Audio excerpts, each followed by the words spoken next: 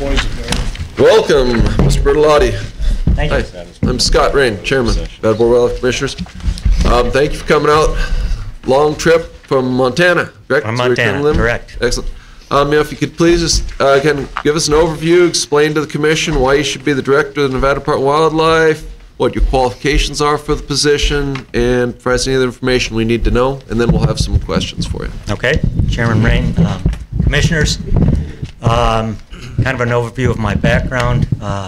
30 years in the field, 30 plus years in the field. I've been, went to the University of Idaho, got a degree in fisheries, got a degree in wildlife resource management, have used those training and education to develop my expertise in both fish, wildlife, enforcement, communication, education. Started my career as actually a biologist here for the U.S. Fish and Wildlife Service down out of Reno here when they were out on Kiski Lane for lahont and cutthroat trout and Queewee sucker out of Pyramid Lake. Did a little bit on desert pupfish. Continued that with the U.S. Fish and Wildlife Service on the Columbia River, working for Fisheries Assistance Office there on recovery of salmon and steelhead on the Columbia River and the tributaries there, comparing wild fish to hatchery-grown fish and seeing what success was there, as well as competition with non-native fish. From there, I worked at Dworshak National Fish Hatchery as a biologist and fish culturist there on salmon and steelhead. A lot of that on the mitigation end of things because of Corps of Engineer dams on the lower Columbia Snake Rivers. From there, I then was employed with the Idaho Fish and Game in the hatchery system, fish hatchery system there. In Idaho, all field staff also are required to do law enforcement constitutionally under their authority. So I did, most of my job was fish hatchery experience with endangered species, salmon mostly, a lot of steelhead work too, dealing with mitigation because of hydroelectric dams on Snake River, Columbia River, and some of the other salmon river concerns that they had there. Worked there for 14, 15 years. In that, started as a fish culturist, worked my way up into a hatchery manager position, dealt a lot with mitigation organizations, Bonneville Power Administration, Idaho Power Company, Fish and Game. With Idaho Fish and Game also, the responsibilities were cross-disciplinary, whether it be enforcement, whether it be wildlife, dealing with landowners with respect to those criteria that were put on them because of endangered species. A lot of ranchers lost their grazing permits on federal ground because of endangered species. I had to deal with those individuals because of my location and the field of endangered species and having to work in the endangered species areas. So, also had to deal with wildlife issues because of the large landscapes like Nevada. Personnel on the ground had to deal with all those issues as well as the enforcement issues there. From there, I took a job because of the opportunities in Montana to become a hatchery bureau chief. There, I was responsible for 9 facilities, budgeting all the fisheries division responsibilities, both for hatcheries and fish management, habitat, federal aid, and within that time, I had the responsibility of putting together a warm water fish hatchery project called Fort Peck Hatchery, which was basically a ground-up grassroots effort by the Walleyes Unlimited groups up there in their attempt to get more warm water fish production for the state. They felt that they were not represented because of the trout, 9 trout hatcheries, or 8 trout hatcheries, 1 warm water hatchery. They felt that they were being shorted on their resources, which is walleye, northern pike, etc.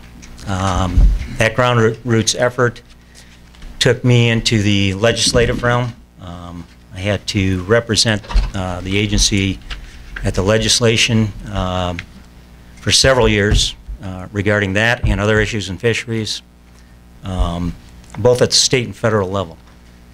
The hatchery got authorization and appropriation authority through the state legislature without funding behind it. The agency didn't have the money to build it. It was a $20 million plus project. I assisted in writing the federal legislation under WRDA, Water Resource Development Act, and worked with our federal congressman and Idaho's congressman under the WRDA Act to get that passed and $25 million authority and appropriations for that project. I then oversaw saw that project for the state. During the same time, PCBs were found in some of our hatcheries. That became a nationwide issue from the standpoint of painting raceways, etc. Big issue with that, legislative issues concerning funding, cleaning up, EPA, working with EPA on those things. Those two projects and my efforts in those two projects, Fort Peck Hatchery and the PCBs, and the legislative actions and participation at the legislative level earned me a governor's award, and I'm still working on those issues.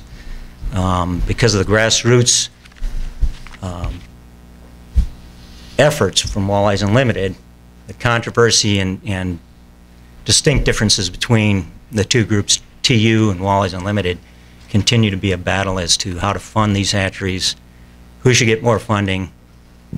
Even though I'm not in the hatchery division, our hatchery bureau, that bureau is without a leader. I just happen to have the expertise in that area, so I've been called back in to help solve some of those problems and continue to eliminate some of the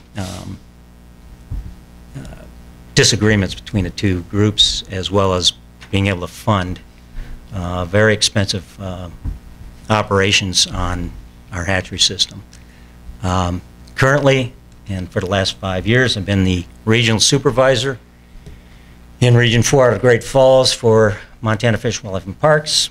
In that position, I'm responsible for enforcement, communication education, IT, wildlife, fisheries, and then the administration of the region. It's a decentralized organization, and therefore I, as a leader there and supervisor there, I'm responsible for the budgeting for each one of those responsibilities, whether it be wildlife, fisheries, enforcement, for the capital improvements for the region and capital repair and maintenance, as well as all of the other day-to-day operations, including responding to public needs, responding to groups, legislators, any other needs that are out there and concerns. Some of the big issues are wolves, grizzly bears, public access to public wildlife in our state on private ground, public access to public ground through private ground. Let's see, wolves seem to be the most controversial of that. Working with groups to contain a burgeoning elk population where we are over objective, trying to manage that and seeing how we can do that. Working with legislators to handle some of their concerns with whether it be wolf, grizzly bear, expansion into areas where grizzly bears weren't, and working with game damage. I've got a broad spectrum of knowledge, experiences of complex and difficult issues. I feel I bring an opportunity for Nevada to get my experiences in solving problems, difficult problems, issues that are controversial from a host of different areas and a host of different interest groups. 30 years ago, it wasn't every group had their own interest. It was the sportsman group and they wanted certain things done. Now it's every group has got a special interest, and trying to balance all those interests and making decisions is difficult. All right, well, if each commissioner will ask you one question, and I neglected to mention earlier, we have two commissioners on the telephone. We have Commissioner Vogler and Commissioner Macbeth on the telephone here. They'll be asking questions as well. You still there, gentlemen? Yes, sir. Yes, Scott, Mike Macbeth, and I would ask, if maybe I'd do it at this time, that my question be given to the candidate in writing.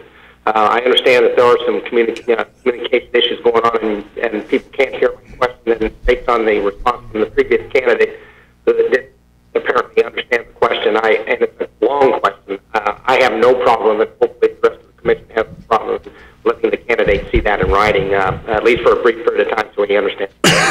All right, I've gotten some advice on that from the Deputy Attorney General here, so we'll deal with that when we get to your question. Okay, thank you. Yep. First, we have Daryl Capurro. Thank you, Mr. Bertellotti, for coming in today and attending this interview. And that I read the letter of recommendation from Wooly Dahl, who indicated that you've had quite a bit of snow up there this year. So In fact, he still has some. he says that he was snowed in, or snowed out, one or the other. So in any event, thanks for coming, and it is a long distance to come. Appreciate it. My question to you is, would you describe your management style and philosophy of holding people accountable with consequences for their actions or inactions? Okay. Commissioner Capurro, Chairman Rain. My philosophy is I expect the best from every person I supervise, including myself. I hold myself responsible for the actions that I put forward, and likewise, if an individual in my crew is not performing, my philosophy is to get on it right away. Philosophy is to take care of the problem or issue immediately. If the individual is performing at above, I also like to recognize those individuals. If I can't do it, I don't expect them to. My philosophy is also as a team. I believe I'm equal to everybody I work with the responsibility of having to manage and supervise and lead those individuals. All right, Commissioner Cavan. Thank you, Mr. Chairman. Thanks again for being here, Mr. Bertellotti. My question is, if you were appointed to lead this department, what is the one issue that you would give highest priority, and what would be your approach to resolving that issue? I think Commissioner Cavan, Chairman Rain, I think the one issue is budget. Like most states, the economic situation is difficult at best. Nevada's in one of the worst conditions. I think the budget, continued decline in revenues, continued increase in cost, and the problems that those items will result in as far as leadership and managing an agency like this. The first thing I do, I mean, when you look at a budget of this size, $30+ million, you got to understand that the biggest expense is human resources. Well, you either solve it either by cutting or by increasing your revenues. I look at it as an opportunity to look at other avenues to increase revenues rather than cutting. Whether that's the reality of it or not will yet to be seen. A few examples that I bring forth from my experiences in Montana. A couple issues came up where dealing with energy companies and companies that wanted to utilize some resources that we had or impact resources we had. Instead of going in there and saying, hey, listen, there's a problem here, I looked at it as an opportunity to deal with those companies and increase the revenues that we were generating. Specific example with water company or a malting company that wanted water that we had water rights to. Staff around me continued to disagree with my philosophy of let's work with them, let's see if we can't give them some of our resources, but in return generate some revenues that we needed for fisheries resources. In the end, the company had come to Great Falls, worked with them for 2 years, were ready to leave the company, or ready to leave the state and go to Wyoming for a different water source for malting. The governor called the director of our agency. He gave me the go-ahead to meet with these guys in a meeting in Great Falls. I met with them. For 2 years, they worked with these guys, ready to walk, and within an hour, we had an agreement with them. They were willing to stay. In return, we had the water source that they needed. In return, they were going to pay us $2.8 million over a 10-year period. Those dollars went into a mitigation account that could be used for fisheries resources.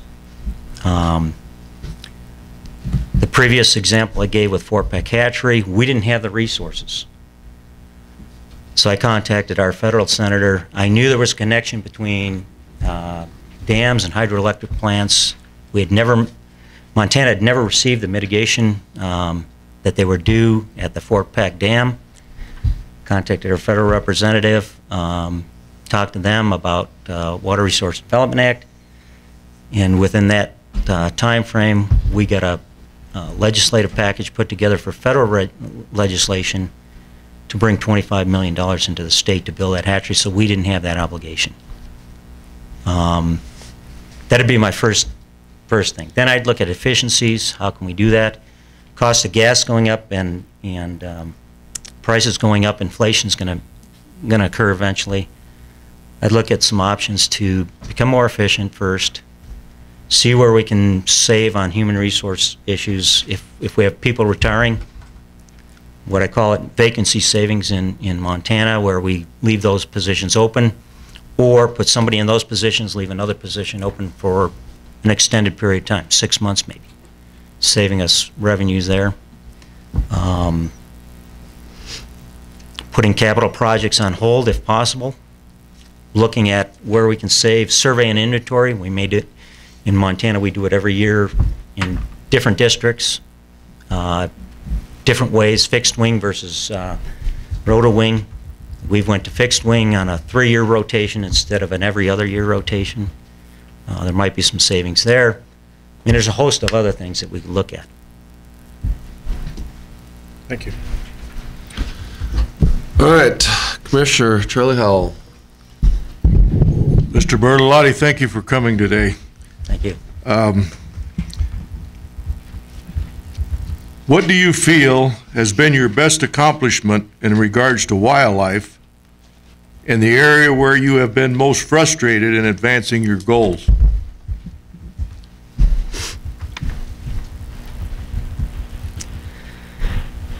This is my most, Commissioner, Marine Commission, I would say my most successful thing in wildlife would be my efforts in the Fort Peck Hatchery for fisheries. In wildlife, it would probably be grizzly bear management on the Rocky Mountain front, combined with wolf, lack of management, but wolf issues on the Rocky Mountain front. Bringing wolves in to that area where we actually had some acceptance to an endangered species program of grizzly bears, wolves compounded that issue. The wolf issue had the potential to derail our efforts on grizzly bears. What I've accomplished with staff is to meet with landowners, a ranching community, farm community that was concerned with the impacts of wolves on their operation. We met with them. They were accepting grizzly bears over a 20-year period. We've got them to agree to do certain things management-wise to avoid conflict. Wolves compounded and almost derailed that trust that we had with those ranching communities. Went in there, met with all these individuals. put our effort forward. If they had a problem, we made a priority to solve that problem, whether it was depredation or the presence of wolves where they shouldn't have been. Proactively did that under the constraints of the federal ESA and Judge Malloy, federal Judge Malloy's decision that they were process-wise was a problem, but biologically they were recovered. And the expansion of those wolves into areas where high levels of livestock were, sheep and cattle. Because of those efforts, I believe we've got agreement with those ranchers and landowners that, and trust with them, that we're going to take care of the issues as soon as possible. Thank you. Thank you. Excellent. Commissioner Jerry Lamb, Mr. Vice Chairman. Mr. Bertellotti, I want to welcome you to Reno. My question is really two parts, and I'll read kind of slow. Describe how you would relate and work with the Commission on long-range goals between the Commission and the Department, and describe how you would cooperate with the Commission regarding their budget requests and policies, even if you didn't agree with some of their concepts. And also give us your definition of the role of the Commission.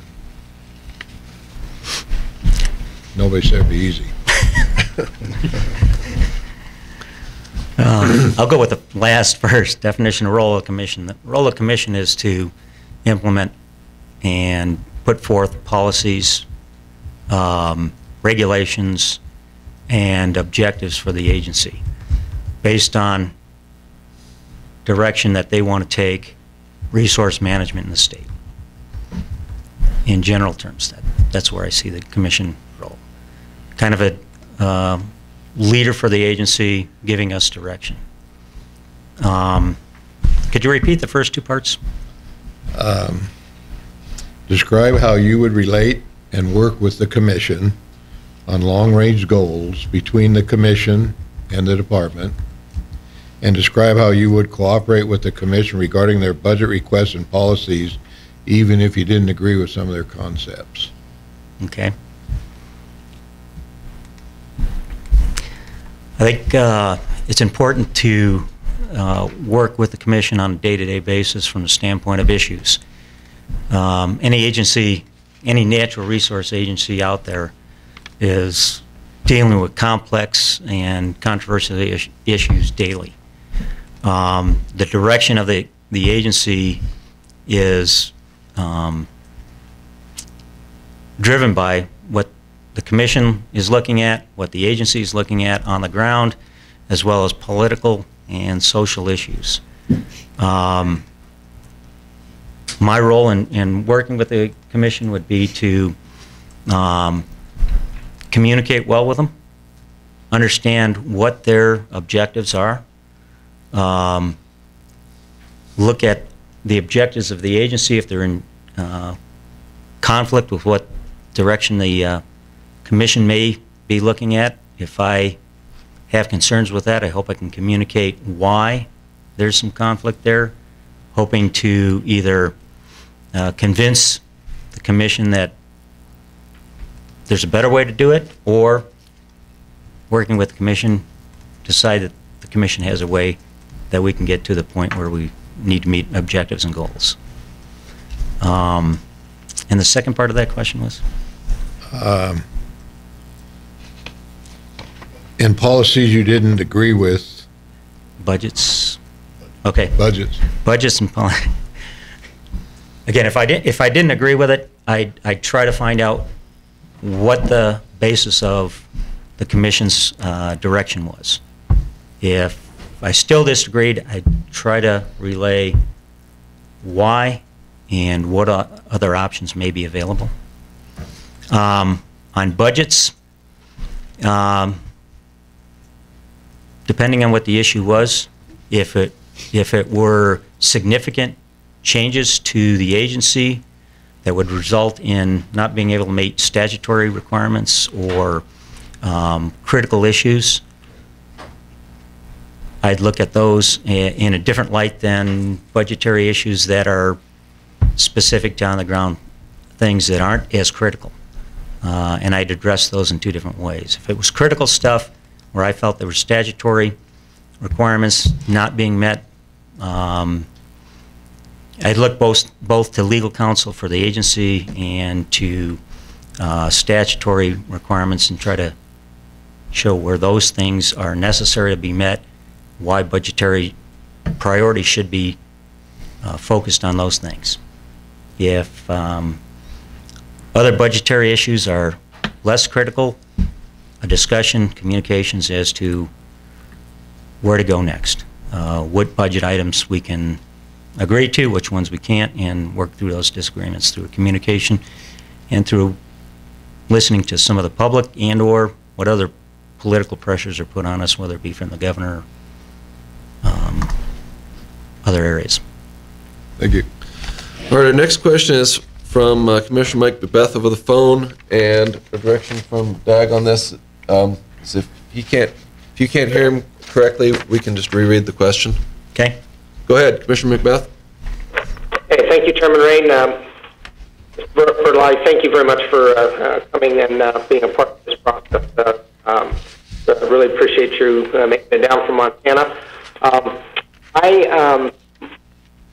My question is, given that the Nevada Department of Wildlife involves multiple divisions, which are operations, conservation education, fisheries, game, habitat, law enforcement, and wildlife diversity, and that the director is responsible for representing the department before multiple sportsmen, conservation, and public groups, please explain to the Commission how you will meet the challenges of managing the department and responding to the multiple consumptive and non-consumptive users of Nevada's wildlife resources. Did you gather that? You want me to reread it? Okay. If you would, please. Given that the Nevada Department of Wildlife involves multiple divisions, those are the operations, conservation, education, fisheries, game, habitat, law enforcement, and wildlife diversity, and that the director is responsible for representing the department before multiple sportsmen, conservation, and public groups, please explain to the Commission how you will meet the challenges of managing the department and responding to the multiple consumptive and non-consumptive users of Nevada's wildlife resources. Chairman Rain, Commission, difficult situation for any director. As time has gone on, the different groups, different interests out there have become more and more divergent from what their interests are. Trying to balance a direction and goals of the agency and meeting all those needs sometimes can't be done. As a director, I would look at the fact of meeting and communicating with all these groups, using their interest as basically information that we can use to meet the needs of the agency, while not discouraging those groups from participating and assisting us in reaching our goals. Whether it be fisheries, wildlife, operations, the complex issues still have to be addressed, and statutory requirements of the agency have to be met for protection of wildlife, fisheries resources, recreational uses, and working with a diverse groups, whether it be consumptive or non-consumptive, can be an advantage to an agency if we can get all those groups to at least assist us in some fashion or form. There's always going to be disagreement. There are times when you're going to have to say, hey, your opinions, your directions do not bode well for our agencies from the standpoint of our statutory requirements, from the standpoint of our objectives and goals for the agency.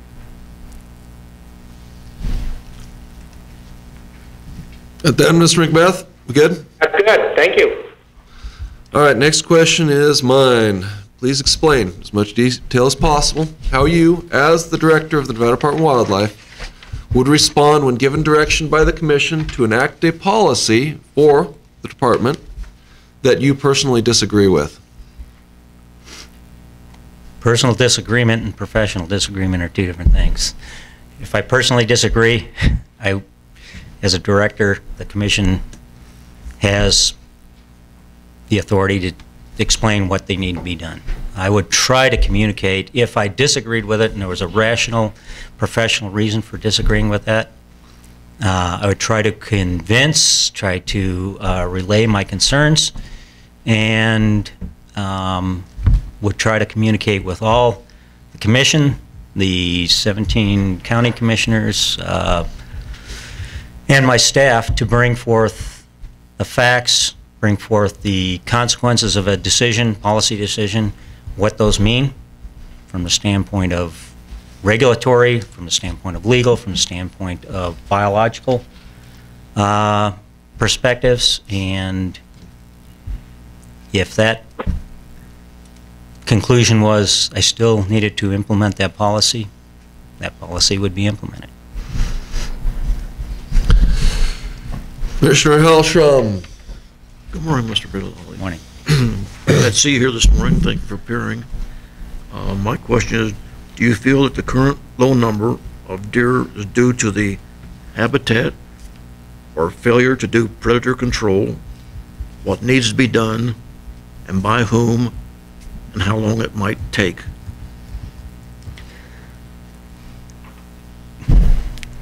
I wish I could say that was a problem in Montana, other than wolves in certain areas. And my understanding in Nevada, the coyote and mountain lion issue is a big concern from the standpoint of control of those populations and the impacts of those on mule deer as well as other wildlife species.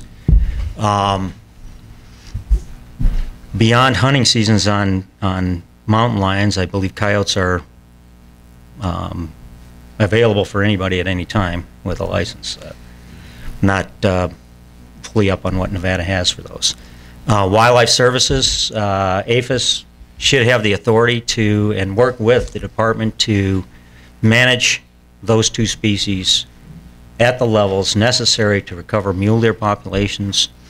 The agency themselves, as a resource agency, should be looking at other options of what is the other criteria that are holding back mule deer. Mule deer in the western United States have been cyclic over many years, and we've seen a downtrend in more recent years, including Montana, Idaho, Wyoming, and Nevada.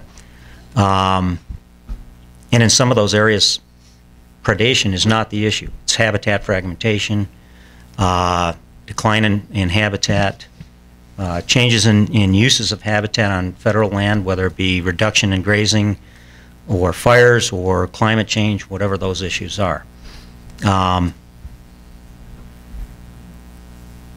Both mountain lion and coyote populations, if they are major concerns, I believe we should be working with federal agents, with APHIS, Department of Ag, to reduce those populations. Thank you. Commissioner Hank Vogler is on the telephone. Yes, sir. Good morning. Morning. What is your opinion of the multiple use mandate in the Tailored Grazing Act?